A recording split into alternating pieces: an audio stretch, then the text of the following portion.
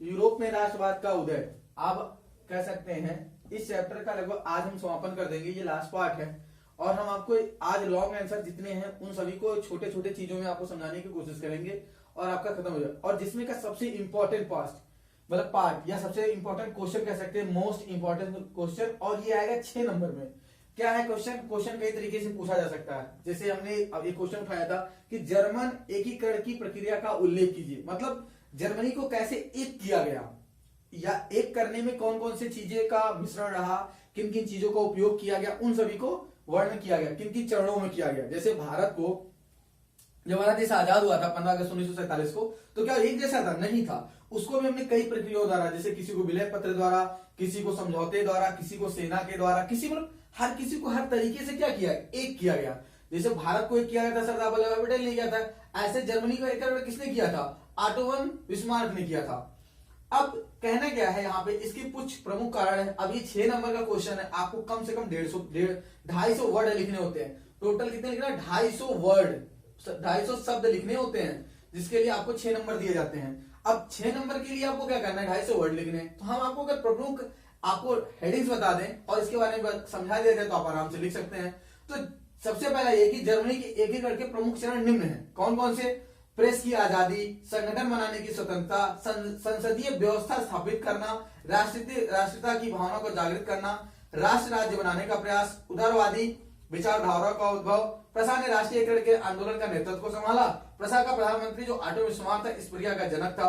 18 जनवरी 1871 को वायसराय के वार्ता के बाद जर्मनी का एकीकरण हुआ और इस प्रक्रिया में प्रसा राज्य एक प्रमुख शक्ति केंद्र के रूप में प्रकट हुआ। अब मैंने आपको 10 अब इसके बारे में एक एक करके ब्रीफिंग से जान लीजिए। प्रेस की आजादी। प्रेस की आजादी का मतलब होता है कि जहां पे आपको बोलने का अधिकार हो, आप हर एक चीज को, अपनी जितनी विचारधाराएं हैं उसको क्या करें, दूसरे से अभिव्यक्त कर सकें, और उसके साथ साथ आप क्या करें, अपनी चीजों को दूसरों तक, अपनी विचारधारा को पहुंचा सके। और जब आप अपनी विचारधारा को पहुंचाएंगे तो उससे आपसे एक दूसरे व्यक्ति, दूसरा व्यक्ति जुड़ता चला जाएगा, उससे क्या बन जाएगा, एक संगठन बन जाएगा। और वहां पे जब प्रसा जो संगठन था वो कार्य कर रहा, तो क्या कर रहा है, संगठन बनाने की आजादी थी उसमें, और हमने क्या बना लिया, संगठन बनाना शुरू किया। और संगठन बनाने के साथ साथ हमने क्या किया, वहां पे हमने, मतलब यहाँ पे तत्पर है जर्मनी ने संसदीय व्यवस्था स्थापित करना। उनका कहने का मतलब था लोगों द्वारा संसद की स्थापना करना, और उन्होंने संसद की स्थापना की। उसके बाद आता राष्ट्रीयता की भावना का जागृत करना। देखिए सबसे पहले इंपॉर्टेंट, इन सभी चीजों के लिए सबसे इंपॉर्टेंट है कि लोगों के अंदर अपने देश के प्रति राष्ट्रीयता की भावना को उत्पन्न करना, और वही काम किया गया था प्रसा के द्वारा या जर्मनी के लोगों द्वारा, जो प्रमुख नेता थे, राष्ट्रीयता की भावना को जागृत करना। किसके द्वारा? अपने विचारों द्वारा या अपने संगठन के द्वारा। तो कहता है राष्ट्र राज्य बनाने का प्रयास। देखिए जो छोटे छोटे राज्य थे उनको क्या बनाना, एक राष्ट्र बनाना। मतलब कहने का मतलब, यदि आपके पास बहुत सारी चीजें अलग अलग हैं, उनको एक साथ मिला दीजिए तो क्या हो जाता है, एक बड़ा सा समान बन जाता है। उसी तरीके से छोटे छोटे राज्यों को राष्ट्र बनाने का प्रयास किया गया था। उदारवादी विचारधारा का उद्भव। उदारवादी मतलब दूसरे को देना, या फिर कह सकते हो कि अपनी भावनाओं को क्या करना और ऊपर करना, और दूसरे देश के प्रति बढ़ाना, उसे उदारवादी विचारधाराओं का उद्भव।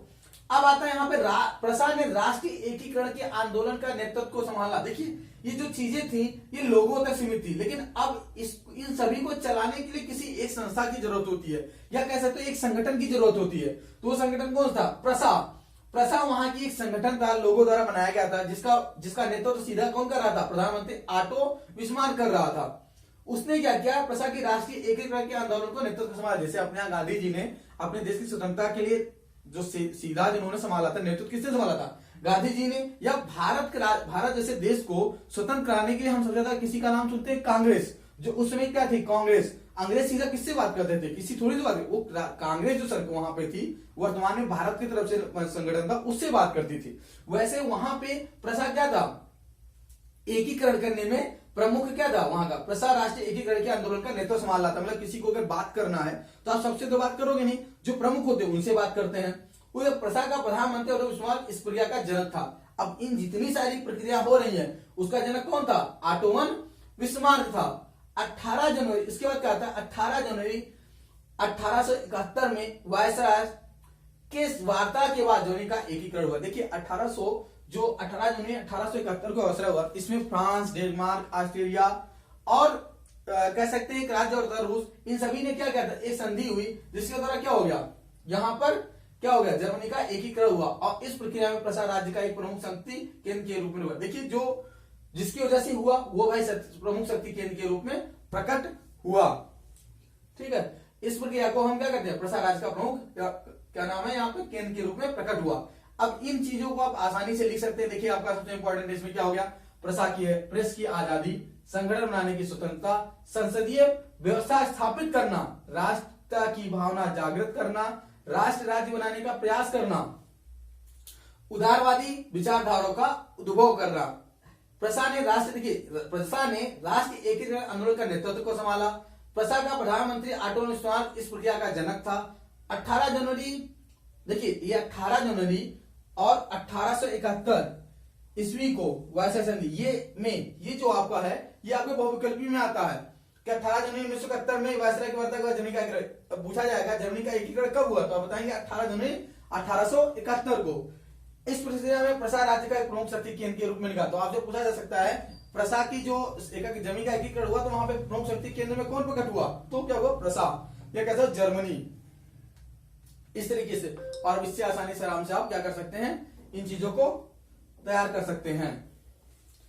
अब इसके बाद अगला क्वेश्चन आपका आता है कि 1789 में फ्रांस की क्रांति के क्या क्या कारण थे। अब अगला क्वेश्चन अगर आपको बनता है फ्रांस